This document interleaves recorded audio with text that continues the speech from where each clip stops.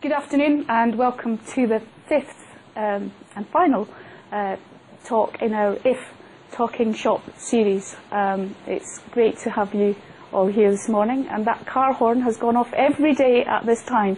It's part of the tradition now.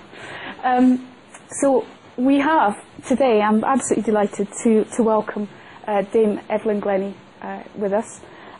She was the first percussionist in musical history to create and sustain a career as a solo percussionist, and performs extensively across the world, has major accolades, over 80 international awards, and has worked with everyone as diverse as Bjork to major international orchestras and the Mormon Tabernacle Choir.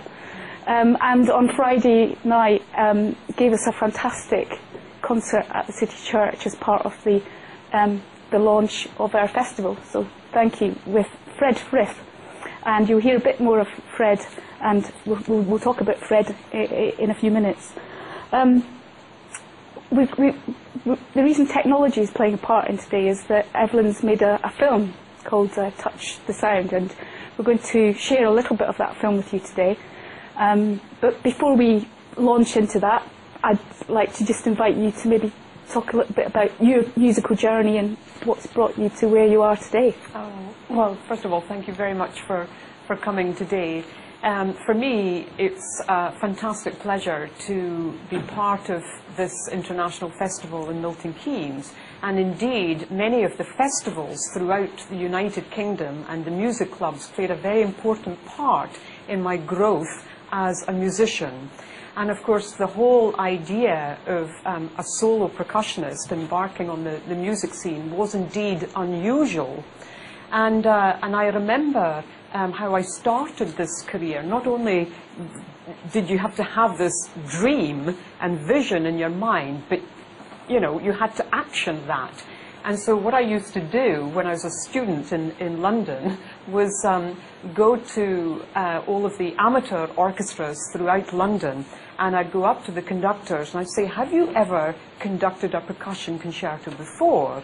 And of course 99.9% of them said no. Are there any percussion concertos? And of course I could maybe list 2 or 3, and I would say, yes, there are many percussion concertos out there.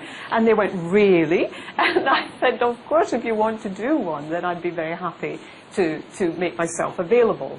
And lo and behold, it really did start from that seed. I then took the British Music Yearbook, which is like a Bible as far as listing all of the composers and the venues, the festivals, music agents, orchestras, and so on. And I'd go to the composers section. And in those days, of course, people had typewriters as opposed to email. And I would literally write, mainly by hand, to maybe 200 composers, asking if they would write pieces of music for me. And many of them replied positively. Many of them replied positively, saying my fee is X. And of course I hadn't realized the composers needed to be paid. But this was the beginning of working with the composers. So not only was I actually planting the seeds as far as the conductors were concerned, who often made the decisions as far as what would be programmed, but also targeting the orchestra, the composers as well. So it was this sort of combination, but then music clubs especially played a very important part, as well as after-dinner performances for corporate companies, whereby you may have been asked to play for 15 minutes or 30 minutes or something. And this was a great platform for me to experiment with certain repertoire. And so obviously a lot of the repertoire I was dealing with in the early stages were transcriptions and arrangements of violin repertoire, piano, flute repertoire, saxophone repertoire, guitar, and so on. But I knew that that was not going to sustain a substantial career.